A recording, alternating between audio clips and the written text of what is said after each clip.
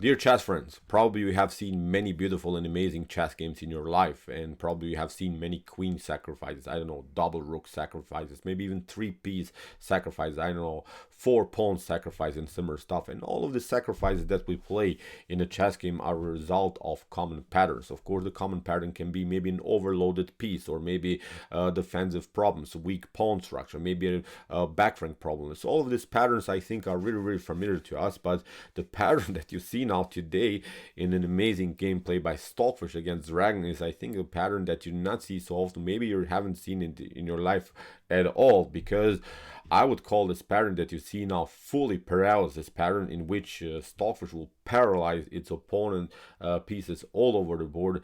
In my opinion, it's really a rare case that you see a game like this. Pay good attention, put your seatbelts on. In my opinion, really an immortal game here played by the new Stockfish version. The game was played in the Computer Bullet Chess Championship in 2023. You can follow the competition on chess.com, download some other PGNs, maybe analyze the game for yourself, and analyze it, of course, on the new Stockfish 16 engine that came out on the 1st of July. It's all for free. You can have really, I think, a great analysis of your own games, but of course also of some top engine games. So pay good attention, please. This is really a brutal game. Probably it will be one of your best games that you have seen in your life. So Stockfish opened with the move knight to f3. Dragon's response was knight to f6, c4, c5. We have the symmetrical English, knight to c3, knight variation, e6, g3, fianchetto variation. We have now b6 competing, of course, on this long diagonal. Now bishop to g2, bishop to b7, castling, d6, keeping the structures here a little bit flexible. Bishop to e7 now, knight from b to d7, castling, maybe a6, b5 is the normal setup, maybe here of black. So rook to e1, interesting idea by the fish, trying to get the pawn move e4, playing in a more sort of King's Indian style, maybe in sort of a King's Indian attack style, then maybe to get the pawn breakthrough with the move d4, which could lead after c takes d4, knight to d4, even into some structures of the Maroczy bind, which actually would happen here. Knight from b to d7, e4, rook to c8, b3, queen to c7, simply normal development. Now after move d4, c takes d4, knight to d4, we have reached, I think, a similar structure like in the common Maroczy bind, because the c5 pawn, pardon me, has been traded off for the d4 pawn. So now we have the structure e4, c4, and with the knight also here in the center of the board. So in the game, bishop to e7, f4 by Stockfish, fully aggressive move.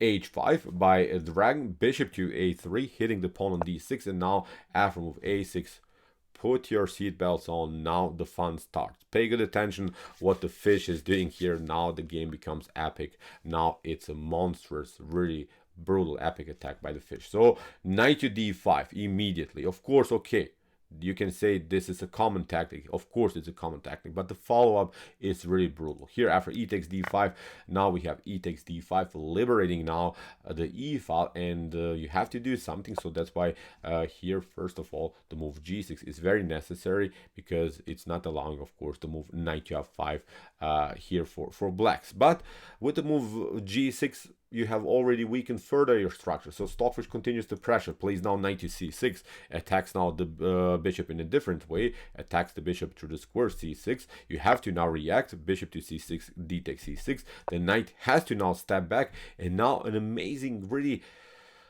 such a brutal move here by the fish, f5, and this move is threatening the move b4. Notice that the knight is simply paralyzed here. If you allow b4, then of course you don't have any more escape score for the knight. So look at this. If you maybe react here like kingside castling, then with the move b4 you don't have really any squares here on the board. The knight is simply trapped. Really pervert idea here by the fish to play the move f5. So we have g takes f5, queen to f3. Stockfish continues to pressure, but has now here really weakened the pawn structure in front of Black's king. Black's king is now stuck in the center of the board. After move h4, queen to f5, here the dragon engine covered now finally the e file, But you can guess what the fish is doing. The fish sacrifices the rook for the exchange. We have now rook to e6, f takes e6, and now queen to e6. Stockfish gave up now the whole rook. And we cannot say it, okay, it's game over here for black, because black has still many pieces that are dancing here in front of black's king. So black has good defensive resources. And okay, it's a weakness that the king is stuck in the center now. But what the fish is doing now in the later stage of the game, that's what was, I think, really, really remarkable here. First of all, king to d8 played by the dragon engine, getting out of this e-file mess, and now the rook is this. After move rook to d1, knight to e8, bishop to b2. This move bishop to b2 is not only attacking now the rook on h8, which is of course the obvious and simple threat, it also neutralizes the potential escape routes for the knight. For instance, after move rook to h7 that you play, for instance, you can do it like this. Then queen to g6. We step simply attacking the rook further. You can maybe try bishop to f8. Now this, for instance, rook is coming into the game, and now there are even some tactics. Rook to f8, deflecting the queen from the defense, and now also this rook would be hanging. So you have to be careful. This pawn is really annoying to handle. It controls the d7 square, so it's really, really devastating already game here for black. So that's why after move bishop to b2, rook to h5 had to be played. Now a rook to e1, and now after move h takes g3, h takes g3. Let's stop a little bit and evaluate the position here. I wanted to show you how really paralyzed this position is for black. This is now really, I would say it's a paralysis pattern that Stockfish created here. Look how brutal this position is. For instance, you move the rook here to a8. Let's see the possible moves of these pieces here that Stockfish is paralyzed. You may think, okay, rook to 8 is perfectly fine. Now you just make progress here with the move b4. This rook is almost out of game because, okay, it can shift over a little bit, but it can be only maybe sacrificed here on e5, then bishop to e5, d takes e5, then the rook comes on the d file through into the game. So it's simply not working, all of this tactics. For instance, you play b5 here, then c5. You're trying, of course, to play the moves d5, locking, of course, the d file, but now look at this. We can even trade it off. The queen steps back. We pick up here the pawn. Now with bishop to h3, it's even a forced checkmate sequence. Really, really crazy. So this rook is cornered, but also, as I said, the rook on h5 is also a little bit out of game. Let's see the other opportunities. Instead of this move rook to a8, you cannot play here knight to f6. If you play knight to f6, then of course bishop to f6 is immediately winning the game. You cannot also play bishop to g5. That's what I mean about the fully paralysis here, because the knight is hanging on e8. You get checkmated. So maybe you could move the queen here to a7, but it doesn't get better. Bishop to d4 prevents maybe here the move b5 for black. If you try something like rook to c7, which in my opinion makes sense, you're trying to reshift a little bit the pieces, trying maybe to get the queen somehow out into the game, then I think the normal idea is here bishop to f3, you have to step back, king to f2, and now the problem is you get attacked on the other side of the board. This is the flexibility of the rook that's controlling basically every attacking file, the d, e file, here also the h file, so it becomes really an epic position here that Stockfish created. Really, really wild stuff. So that's what I meant. After move h takes g3, notice that all of these pieces cannot play actually. So there is always this, even this simple but of course obvious threat of queen to d7, even checkmate. So the queen is really stuck here, the rook is stuck, knight stuck, bishop stuck, the rook on h5 not really in good shape. Really immortal position here that Stockfish created. I'm telling you this position because it's, I think, the critical moment in order to get a better understanding what's going on now in the continuation of the game. Maybe you have some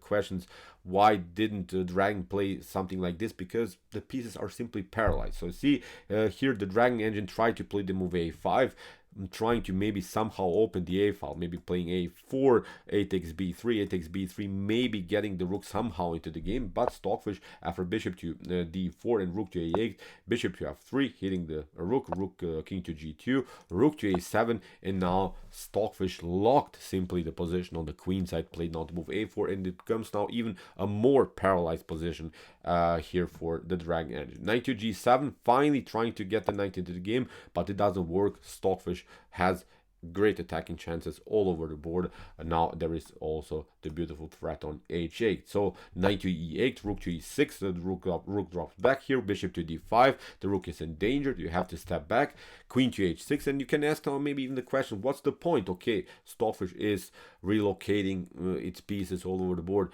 There is now the ace in the sleeve that Stockfish has here, and it's of course the passer. The passer here is now the thing that bothers, I think, here drag. If this game wouldn't be maybe without the g-pawn here, if Stockfish would not have this g-pawn, probably black could defend his position. But now when this pawn is rolling, in one particular moment the position will collapse, because if you move, as we saw, any of these pieces, the game is really over for black. So rook to g8, so you see you can only just play with the rooks. Dragon Engine try somehow to get out with his pieces, but now there is even another threat with bishop to b6 getting the queen here. So that's why rook to a6 makes even the rook now even worse here in the position. And now comes the epic pawn move g4. Now the pawn is rolling and you cannot do anything about it. Here the Dragon Engine tried like something like this, queen to f4.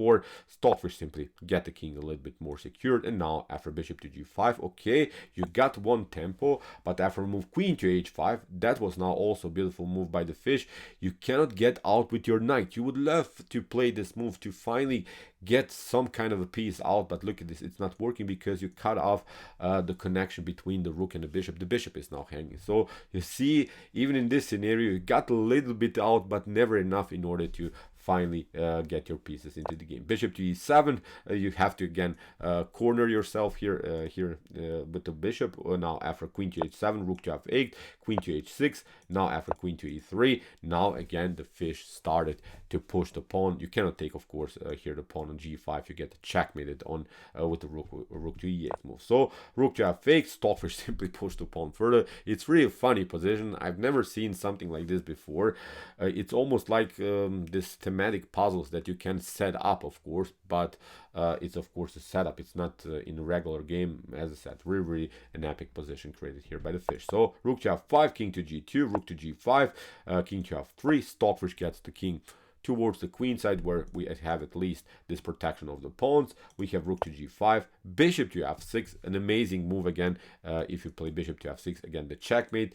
You have to play now rook to e5, bishop to e5, we have d takes e5, and now queen to h3, again supporting simply the further progress of the pawn. So rook to a7, we have queen to h8, e4, liberating now this long diagonal for the queen here. Finally the queen is coming into the game, but now Stockfish played an amazing g7. The queen comes out, but now Stockfish promoted a new queen here on g8.